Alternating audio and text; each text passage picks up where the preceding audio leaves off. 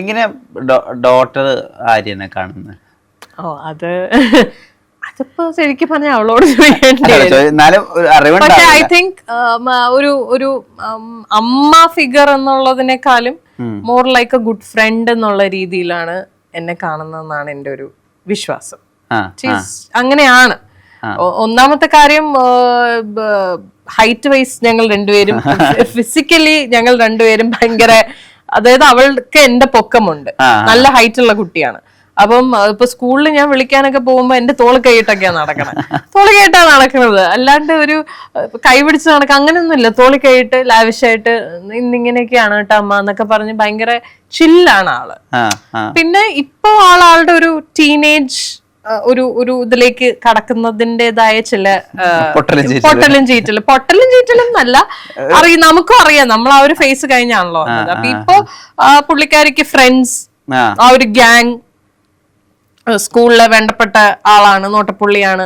അപ്പൊ അങ്ങനത്തെ ഒക്കെ ഒരു ഇതാണ്. അപ്പം അധിക സംസാരമൊന്നും നമ്മൾ വീട്ടുകാരായിട്ടൊന്നും ഇല്ല. ഞാനിങ്ങനെ ഇടയ്ക്കിടയ്ക്കിരുന്ന് പോയി വിശേഷമൊക്കെ ചോദിക്കണം, ഇന്ന് എന്താണ്, ഇന്ന് സ്കൂളിൽ എന്താണ് എന്നൊക്കെ പറഞ്ഞ് ഞാനിങ്ങനെ ചോദിക്കുമ്പം എന്തെങ്കിലും വീണ് കിട്ടിയാലായി. അങ്ങനെയാണ്. മുമ്പ് അങ്ങനെയല്ലായിരുന്നു, കുറച്ചും കൂടെ കുഞ്ഞായിരുന്നപ്പോ എല്ലാം വന്ന് കറക്റ്റ് ഡീറ്റെയിൽ ആയിട്ട് പറയുക അങ്ങനെയൊക്കെ ഉണ്ടായിരുന്നു. ഇപ്പൊ എന്താ വെച്ചാല് ഫ്രണ്ട്സിനോടാണ് കൂടുതൽ അറ്റാച്ച്മെന്റ്. പക്ഷെ എന്നാലും ഇപ്പൊ എന്നെയൊക്കെ ഭയങ്കര പേടിയൊന്നുമില്ല. അതിപ്പോ നല്ലതാണോ മോശമാണോ എനിക്കറിയില്ല. അങ്ങനെ അയ്യോ അമ്മ എനിക്ക് പേടിയാണ് അങ്ങനെയുള്ള ഒരു പ്രശ്നമില്ല. ആള് ഭയങ്കര കൂളാണ്. പിന്നെ ഈ പറയുന്ന പോലെ കുറച്ച് സംസാരിക്കാൻ കുറച്ച് മടിയുള്ള ആളാണ്. പൊതുവെ അങ്ങനെയാണ്, കുറച്ച് റിസർവ്ഡ് ക്യാരക്ടറാണ്. അപ്പൊ എന്തെങ്കിലുമൊക്കെ ബുദ്ധിമുട്ടോ വിഷമമൊക്കെ ഉണ്ടായാൽ പോലും നമ്മൾ അങ്ങോട്ട് മനസ്സിലാക്കി ചോദിച്ചില്ലെങ്കിൽ പറയില്ല, മിണ്ടില്ല. അപ്പം അങ്ങനത്തെ കുറച്ച് ബുദ്ധിമുട്ടുകളേ ഉള്ളൂ. പക്ഷെ അവളുടെ ഫേസ് കണ്ട എനിക്ക് മനസ്സിലാവും എന്തോ പ്രശ്നം ഉണ്ടെന്നുള്ളത്. പിന്നെ അത് ചോദിച്ച് മനസ്സിലാക്കി നമ്മൾ എടുത്ത് പിന്നെ സമാധാനിപ്പിച്ചൊക്കെ വരുന്ന ഒരു സമയം, അങ്ങനത്തെ ഒരു, അതാണിപ്പം ഇപ്പോഴത്തെ ഒരു ഏജിന്റെയും കൂടി ആയിരിക്കും അത്. പക്ഷെ ഷീസ് ഭയങ്കര അണ്ടർസ്റ്റാൻഡിങ് ആയിട്ടുള്ള ഒരു കുട്ടിയാണ്. ഭയങ്കര, അത് ചെറിയ പ്രായം തൊട്ടേ അങ്ങനെയാണ്. വളരെ അണ്ടർസ്റ്റാൻഡിങ് ആയിട്ടുള്ള ഒരു കുട്ടിയാണ്. എല്ലാ സിറ്റുവേഷൻസും മനസ്സിലാക്കി വളർന്നു വന്ന ഒരു കുട്ടിയാണ്. അവൾക്കറിയാം അമ്മ അച്ഛൻ, ഐ മീൻ അവർ ഡിവോഴ്സ്ഡ് ആണ്, പക്ഷെ അമ്മ ഉണ്ട്, അച്ഛനും ഉണ്ട്, ലൈഫിൽ രണ്ടുപേരും ഉണ്ട്. എനിക്ക് എന്താവശ്യം ഉണ്ടെങ്കിലും അവർ രണ്ടുപേരും ഒന്നിച്ച് they will be there for me. ഇതൊക്കെ മനസ്സിലാക്കി വളർന്നു വരുന്ന ഒരു കുട്ടിയാണ്. ബട്ട് മാം, ഞാൻ ഒരു കാര്യം ചോദിച്ചോട്ടെ, ഇത് ഇപ്പം നിങ്ങൾ രണ്ടുപേരും രണ്ട് സ്ഥലത്താണ്, പക്ഷെ നിങ്ങളുടെ ഇടയിൽ ഭയങ്കര ഹെൽത്തി ആയിട്ടൊരു ഫ്രണ്ട്ഷിപ്പ് ഉണ്ട്. ഇത് കുട്ടീനെ എങ്ങനെ എക്സ്പ്ലെയിൻ ചെയ്ത് കൊടുത്തിട്ടുള്ളത്? എക്സ്പ്ലെയിൻ ചെയ്യേണ്ടി വന്നിട്ടില്ല. അങ്ങനെ ഞങ്ങൾ ഇതുവരെയും ഇപ്പൊ ഞങ്ങളുടെ ഒരു സെപ്പറേഷൻ ആയാലും അല്ലെങ്കിൽ ഇപ്പൊ ഞങ്ങളുടെ ഒരു ബോണ്ടിങ് എങ്ങനെയാണ് പോകുന്നത്, ഇതൊന്നും ഞങ്ങൾക്ക് എക്സ്പ്ലെയിൻ ചെയ്ത് കൊടുക്കേണ്ടി വന്നിട്ടില്ല. അതാ ഞാൻ പറഞ്ഞത്, ഇതെല്ലാം തനിയെ മനസ്സിലാക്കി വളർന്നു വന്ന് ഒരു കുട്ടിയാണ്. അവള് നോക്കുമ്പം എന്താണ്, ഇപ്പം അമ്മ ഉണ്ട്, അമ്മയുടെ സ്പേസിൽ വളരെ ഹാപ്പിയാണ്. എനിക്ക് അമ്മയുണ്ട്, എനിക്ക് വേണ്ടപ്പോഴൊക്കെ അമ്മ ഇസ് വിത്ത് മീ. അതുപോലെ അച്ഛയുടെ സ്പേസിൽ ഭയങ്കര ഹാപ്പിയാണ്, എനിക്ക് വേണ്ടപ്പോഴൊക്കെ അച്ഛൻ ഉണ്ട്, അതും ഓക്കെയാണ്. അവരെന്നും ഫോണിൽ സംസാരിക്കുന്ന ആൾക്കാരാണ്, അവരെന്നും വീഡിയോ കോളിൽ സംസാരിക്കുന്ന ആൾക്കാരാണ്, ഭയങ്കര ഹാപ്പിയാണ്. ഇപ്പം അദ്ദേഹത്തിന് ഇപ്പൊ ഒരു കുഞ്ഞുണ്ട്, ഹീസ് മാരിഡ്, അദ്ദേഹത്തിന് ഒരു കുഞ്ഞുണ്ട്. അപ്പൊ ഇപ്പൊ അവനുമായിട്ടാണ് വീഡിയോ കോളില്, ബ്രദർ ആണല്ലോ, ബേബി ബ്രദർ ആണല്ലോ. അപ്പൊ അവനുമായിട്ട് എപ്പോഴും അവന്റെ ഫോട്ടോസ് അങ്ങോട്ട് ഷെയർ ചെയ്യുക, വീഡിയോസ് അയക്കുക, അവനുമായിട്ട് വീഡിയോ കോളില്, കുഞ്ഞ് ബേബിയാണ്, 1 വയസ്സ് പോലും ആയിട്ടില്ല, വീഡിയോ കോളിൽ സംസാരിക്കുക. So that's a different world for us. ഇത് ഞാൻ വേറെ കാര്യം ചോദിച്ചോട്ടെ, ഇത് നിങ്ങളുടെ തോട്ട് പ്രോസസ് ആയിരുന്നു? ദാറ്റ് ഇപ്പം സാധാരണ ഇങ്ങനെ സെപ്പറേറ്റ് ആവുന്ന ആളുകളുടെ ഇടയിൽ ഈ പരസ്പര ബഹുമാനോ അല്ലെങ്കിൽ പ്രതിപക്ഷ ബഹുമാനം ഒന്നും അത്രത്തോളം ഉണ്ടായിക്കൊള്ളണം നിർബന്ധമില്ല. ഇപ്പൊ നമ്മൾ തന്നെ അങ്ങനത്തെ ആളുകളോട് സംസാരിക്കുന്ന സമയത്ത് ഇപ്പൊ കുട്ടികൾക്ക് പലപ്പോഴും ഒരാളോട് ഭയങ്കരമായിട്ട് ഒരു അഫിനിറ്റി ഉണ്ടാവുക, മറ്റാളെ മൊത്തത്തിൽ ഒരു വെറുപ്പിൽ പൊതിയുക, പിന്നെ ഒരു റിയലൈസേഷൻ വരുമ്പോ ഇവർ രണ്ടുപേരും എന്റെ ജീവിതത്തിന്റെ ഭാഗം. അങ്ങനെയാണ് സാധാരണ സെലിബ്രിറ്റീസിന് എല്ലാ ഡിവോഴ്സിലും അങ്ങനെയാണ്. പക്ഷെ ആരും ഓവർ ദി ഇയേഴ്സ് സംസാരിക്കുമ്പോൾ എനിക്ക് മനസ്സിലായിട്ടുള്ള ഒരു കാര്യം എന്ന് വെച്ചാൽ, നിങ്ങൾ നമ്മൾ ആ ഒരു ബഹുമാനമുണ്ട് പരസ്പരം എന്നുള്ളത് കുട്ടിക്കും കൂടി അവെയർ ആണ് എന്നുള്ളതാണ്. അങ്ങനെ തന്നെ വേണം, അങ്ങനെ തന്നെയാണ്, അങ്ങനെ രണ്ടുപേരും ഡിസിഷൻ ആയിരുന്നു. അങ്ങനെ ഓബ്വിയസ്ലി നിർബന്ധമായിട്ടും അങ്ങനെ കോൺഷ്യസ്ലി ഒരു ഡിസിഷൻ എടുത്തത് തന്നെയാണ്.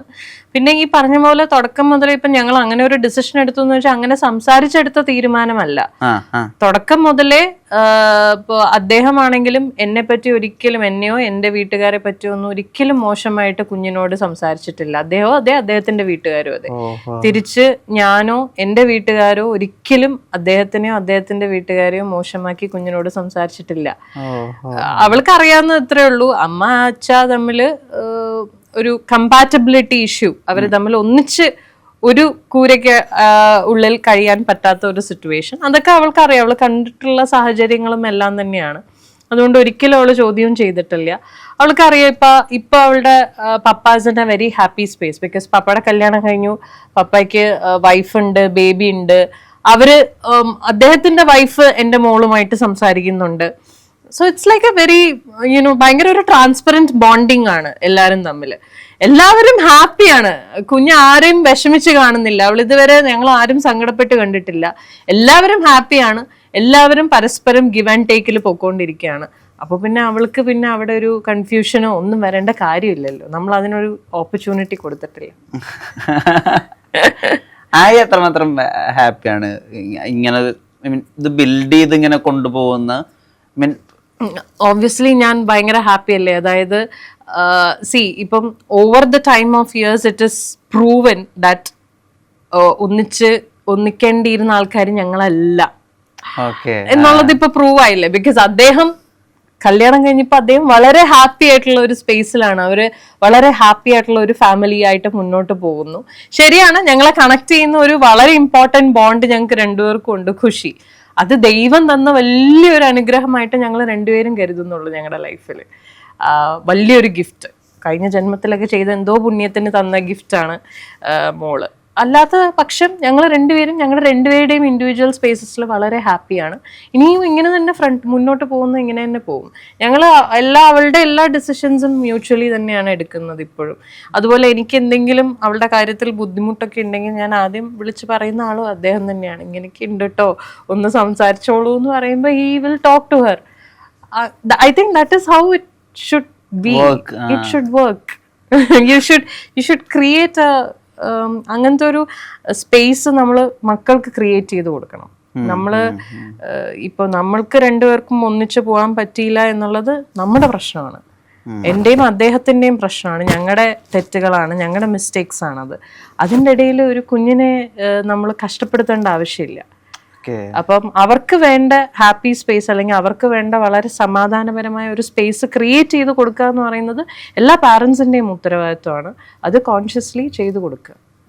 നിങ്ങൾക്കും അപ്പം ആര്യയുടെ ചൈൽഡ്ഹുഡും വളരെ നല്ലതായിരുന്നു കൊണ്ടാണോ you believe that your childhood should be colorful, beautiful? Definitely. എനിക്ക് മുന്നിലുള്ള ഏറ്റവും നല്ല എക്സാമ്പിൾ എന്റെ അച്ഛനും അമ്മയല്ലേ.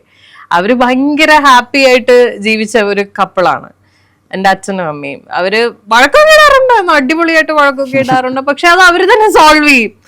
കൂടിപ്പോയ 1-2 ദിവസം മിണ്ടാണ്ടിരിക്കും, 3-ാമത്തെ ദിവസം രണ്ടുപേരും വീണ്ടും ചക്കരയടയാണ്. അവര് ബേസിക്കലി ടോം ആൻഡ് ജെറി ആയിരുന്നു, as far as I remember. രണ്ടുപേരും ടോം ആൻഡ് ജെറി ആണ്. പക്ഷെ എന്നാ ഈ പറഞ്ഞ പോലെ ടോമിനും ജെറിക്കും രണ്ടുപേരും ഇല്ലാതെ അവർക്കൊരു ലൈഫിൽ അവർക്കൊരു സ്റ്റോറി ഇല്ല അല്ലേ. ടോം ഇല്ലാണ്ട് നമുക്ക് ജെറിയെ ഇമാജിൻ ചെയ്യാൻ പറ്റില്ല, ജെറി ഇല്ലാണ്ട് ടോമിനെ ഇതേ സിറ്റുവേഷൻ തന്നെയായിരുന്നു എന്റെ അച്ഛനും അമ്മയും. സോ അതൊക്കെ കണ്ടു വളർന്നുകൊണ്ടായിരിക്കാം എനിക്ക് കുഞ്ഞിനെ നമ്മൾ ഒരു മക്കളും അച്ഛനമ്മ കാരണം ഒരു മാനസികമായ ഒരു ബുദ്ധിമുട്ടിൽ ഏർപ്പെടരുതെന്ന് എന്റെ ആഗ്രഹമാണത്. പിന്നെ എന്റെ മോളുടെ കാര്യത്തിൽ എനിക്കത് വാശിയായിരുന്നു.